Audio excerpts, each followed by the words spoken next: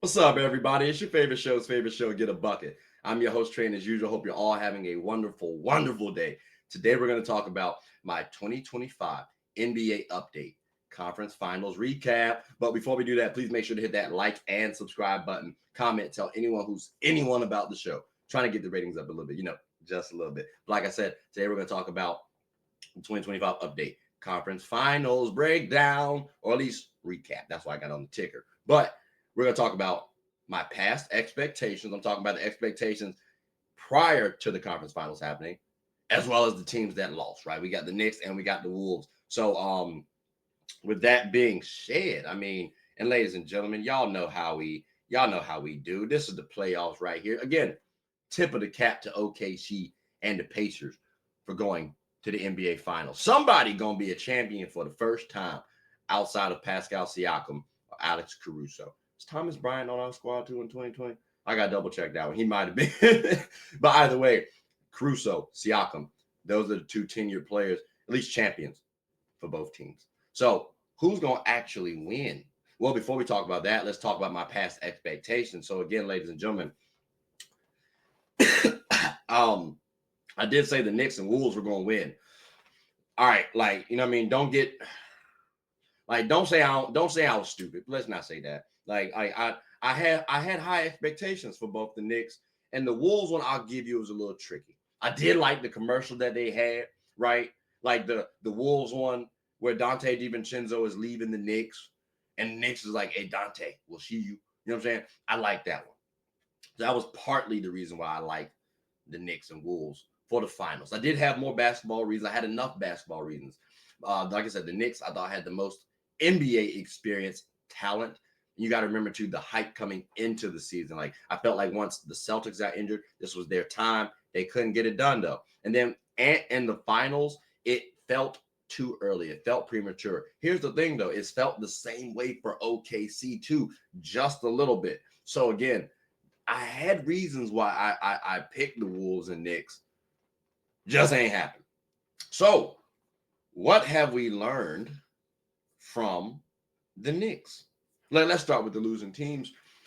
We got to ask ourselves, ladies and gentlemen, is Brunson a sufficient number one option? All right. Like Jalen Brunson, good players, MVP candidate. Will the Knicks win a championship with him as the one option? I think the Mavs, with him as the second option, appeared to be more dangerous. So maybe the Knicks might need to do a little shuffling around. That could be the case.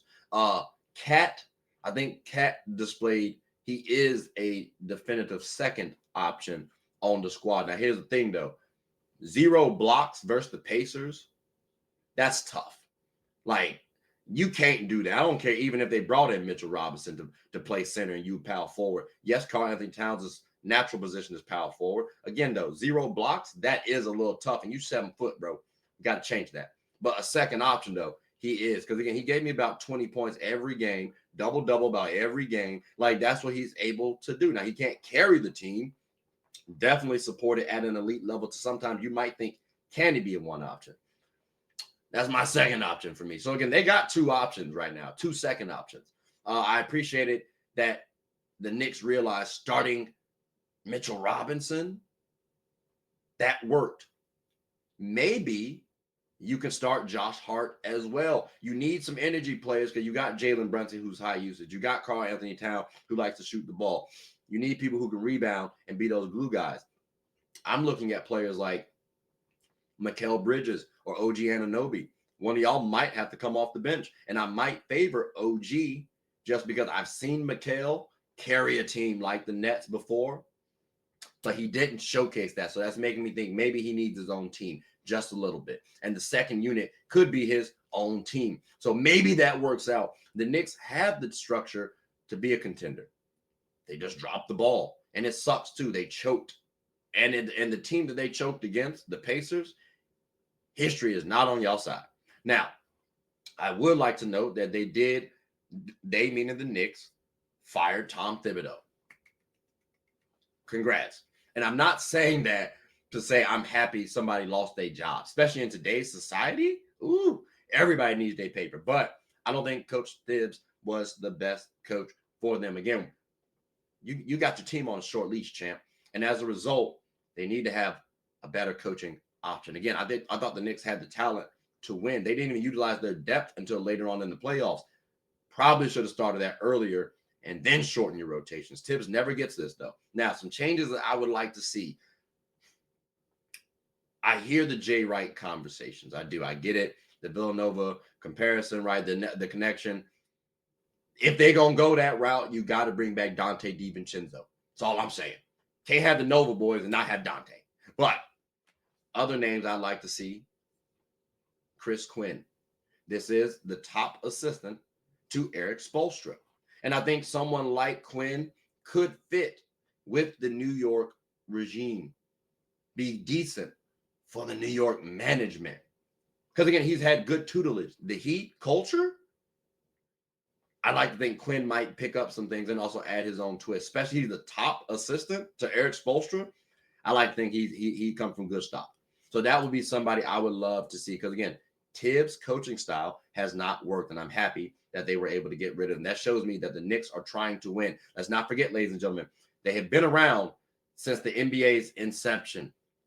And since then, they have won 2 championships. That's 2% of all the total championships that have been won in the NBA's history. And they are also valued as the most valued organization until just a couple of years ago. So that sort of team is what we're talking about, ladies and gentlemen. There's a lot of pressure on the Knicks, but their championship should be put on a milk carton because they've only won 2% of the total championships that the NBA has even given out. But, again, ladies and gentlemen, that is the Knicks. That is the Knicks, unfortunately. They did lose. So now we got to talk about another squad because, again, there's more teams to talk about than just the Knicks, like the Wolves. Now, I mentioned a couple things about the Knicks. This Wolves team, ladies and gentlemen, I think their identity is as such. Anthony Edwards and defense. I don't think you win a championship with that. That's why I didn't necessarily want Anthony Edwards to go to the finals. Him losing in the finals is going to be big on social media. Now, I got to ask, is Randall sufficient? Should you try to replace him or run it back? He had some good games. It was just off and on. He had like 20 points here, then like 6 points there, then like 24 points here, then like 7 points there, then like 28 points. Like, it's cool that you show up in a closeout game sometimes, but like the consistency we do need. And that's what makes me have a cause for pause to run it back. Trading you back-to-back years too would suck. And it does seem unfair. But for Anthony Edwards and the Wolves, y'all got to strike while the iron's hot. Teams are getting better, and y'all got to improve your depth. You got to improve your team. So I thought they had enough. Thought they could have gotten to at least the finals. But against OKC, they did show everyone has some growing to do. Also, Gobert. You have a 3-year timeline. Is that going to be good enough? Because you got a contract extension. Will you prove to be worth your contract? Possibly. I do think you still have some value. But again, I would love to see Gobert get a little bit more offensively driven. Or if you're not going to do that, you got to do better on defense. You got to increase the blocking to what you used to do. Because that's going to bring that value up to where no one's really going to be talking about you. Everybody needs a 7-footer. So you're probably going to have a gig. But because of the contract and the depoys, we're going to expect a little bit more. And especially paired with Anthony Edwards, you're going to have more eyes on you consistently. Now, with Anthony Edwards, as he keeps growing, on and off the court, we got to focus on. Like, when they lost, he says he's good. He's not hurt. He's more so hurt for himself or for Mike Conley than himself. He said he came up short for Mike Conley, meaning. Now, that I can appreciate. That does show maturity. That shows accountability. He said he came up short for Mike. I don't need him crying and saying, oh, we lost. I'm going to come back next year. Like, I don't need to hear that. What I need to hear is, I'm not hurt. Like, I'm okay with him saying he's not hurt. I think he is hurt. He's annoyed. He's pissed. Hurt implies, woe is me. I can't change it. You can change it. You got to improve. But also, you got to get your team on that same wavelength, too. So that's what I want to see. So the fact that he says he's hurt because he lost it for Mike Conley. Mike Conley been in the league for quite some time. You want to win the championship for your vet. I respect that. I love that, actually. Also speaks volumes for Mike Conley. But I want to see how the team comes back. Are y'all more focused? Does Anthony Edwards seem to be more focused? Cancel out the noise. Focus on your game. If people don't think you're a star, that's okay. You got to prove them wrong on the court, but also off the court as well, too. The face of the league stuff, I think that's still in play. He just got to keep producing, but also the Wolves got to keep winning. Let's not forget, ladies and gentlemen, he's gotten to the Western Conference Finals 2 times in a row. So clearly he's doing something right. Just a couple tweaks. Like, could it be personnel, player-wise? Could it be coaches? I think one thing could be beautiful to see happen is if we compare Anthony Edwards with Scottie Barnes. If we do that, I know that people are talking about, oh, Anthony Edwards is the next MJ. I can see Scottie Barnes being the next Scottie Pippen. And again, Scottie Barnes to me has top 10 NBA player potential. Love Scottie Barnes. He can play, he can guard 1 through 4s and give you 20 plus points. That's what he needs. You see how Shai Gilgeous-Alexander has Jalen Williams? Scottie Barnes will be an upgrade of Jalen Williams for Anthony Edwards, I promise you. And then coaching changes. Chris Finch is cool, but maybe we could use someone like a Sam Cassell. Think about his basketball pedigree, his history, right? You also got, he's Boston's top assistant head coach. The same Boston who, if they didn't get injured, they might have battled back past the Knicks, gotten past the Pacers, and then maybe won it back as back-to-back champions. That is a possibility. So the top head coach of that team, defending champions until a team wins this year, I'd take him. Or, all right, cool, you're not sold on Sam Cassell. That's fine. How about Royal Ivey? Again, he's played basketball before, college, professional, in the NBA. Rockets assistant head coach, or Rockets assistant coach. And then let's not forget, too, he took that South Sudan team pretty decently in the Olympics. They were actually probably the toughest competitors for the U.S. Olympic team. Those are 2 coaches that the Wolves could consider. And I think they would pair well with Anthony Edwards and the future of the Wolves. Remember, their defense, or their identity is Anthony Edwards in defense right now. At minimum, they could at least match that. You just got to find some additional shooters, maybe one more playmaker. But again, though, Wolves lost. A couple changes may need to be made. It is what it is. Tough. Now, I got to bring this up, though, because we talked about the teams that lost. So I want to talk about my future expectations. And we got to bring this up, ladies and gentlemen, because you see here the Pacers versus the Thunder. And you see that they both have encompassed Paul George. It's really sad. It's really sad. June 5th, though, is when game 1 is supposed to take off. So let's see how that shakes out. I do lean OKC in this series, all right? I do lean OKC, weirdly.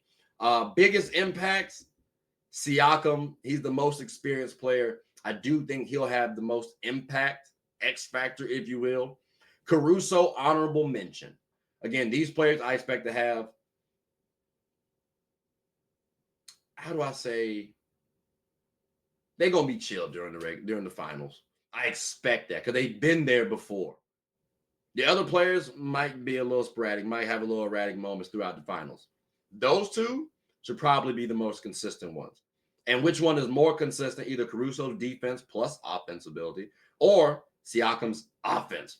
And both of their leadership, because both of them are respected quite highly on their squad.